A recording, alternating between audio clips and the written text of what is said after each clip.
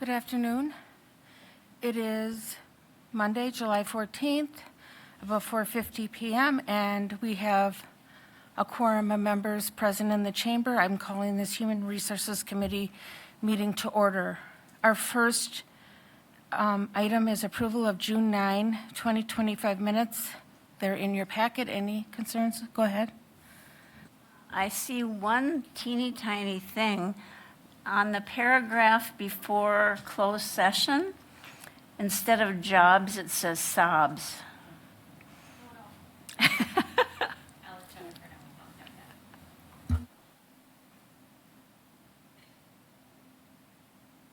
Any other concerns? Otherwise, I'll take a motion to accept. Go ahead. You want the motion or? Okay, motion by Killian, second by Martins. All in favor say aye. Aye. Any opposed? That passes unanimously. Number 2 is Human Resources Report for June 2025. It's in your packet. Any questions on that for our HR Director? Seeing none, we'll place that on file. Number 3, discussion and possible action to approve the Department Update of Community Development Authority to Employee Handbook Policy 4.03.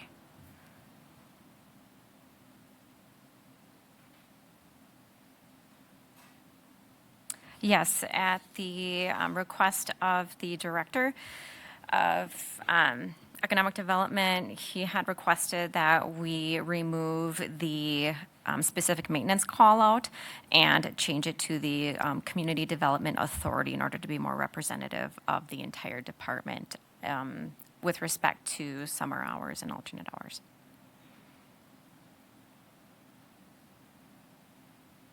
Any questions, concerns, comments? If not, I'll take a motion to accept the new language. Motion by Tierney, second by Martins.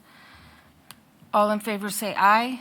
Aye. Any opposed? That passes unanimously. Discussion and possible action to approve addition of HR Director carve-out language to Employee Handbook, Policy 3.04. Okay, this was requested of me on multiple occasions and also identified by me as something that is a good protection and carve out for best practices from an HR perspective on compensation moving forward. Should the HR director position have any direct influence or purview over somebody with any familial relationships, it's best that there is a second oversight by an individual non-biased party to any decisions that would render compensatory increases or promotions. And I think this is just a general good best practice for any reporting structure. So I have added this to the policy of nepotism, employment of relatives and personal relationships.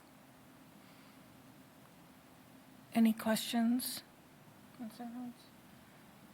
Go ahead. Question. Is this something that's really just is irregardless of your position? Is it that's going to pertain to human resources as a whole? Because so it like you said, it should be good practice moving forward. Or would this type of conflict, could that be possible with other director positions?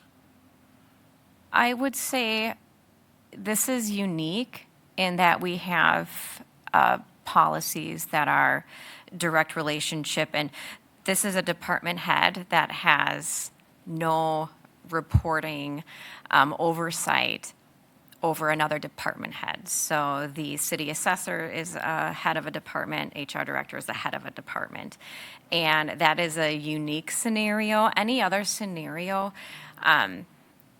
there wouldn't be the opportunity for a department head of economic development to influence the pay or promotional opportunities for the assessment, the head of assessments. So from an employment standpoint, I can't see any other reporting structure in which a department head might be influenced by an employee of the city other than an HR director. Okay.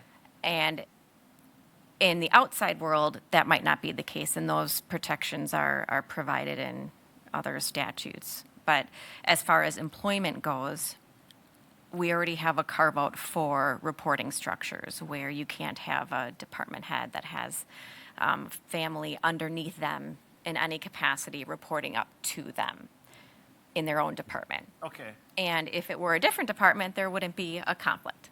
So that's why I did specifically call this out, because the potential for, untruthful acts and nefarious intent and all of that, I'd say that could be rampant in an HR director's position. So having this carved out is, I think, just a good practice moving forward, regardless of my personal relation. This is good best practice from a business standpoint. Absolutely. So like, for example, say like, we're just going to say like, the director of public works would, if there was a familiar relationship between them and say like the superintendent of streets, That could not happen. that could not happen. Correct. Okay.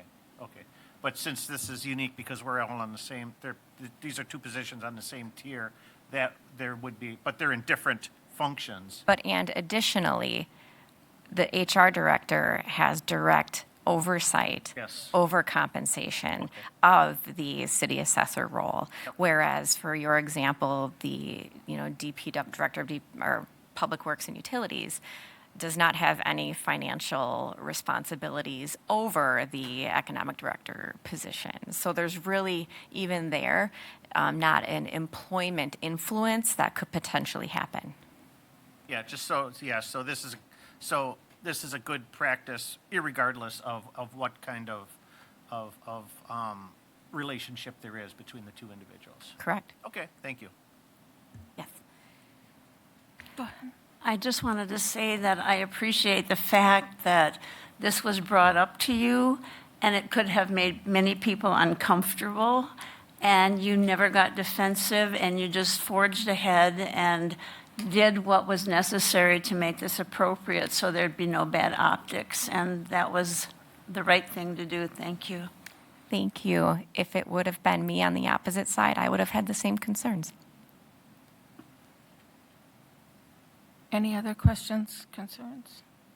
Okay, otherwise I'll take a motion to accept this. Okay, motion by Killian, second by Martins. All in favor say aye. Aye. Any opposed? That passes unanimously. Okay, we're on adjournment. Motion by Killian, second by Tierney. Thank you. We are adjourned. Thank you.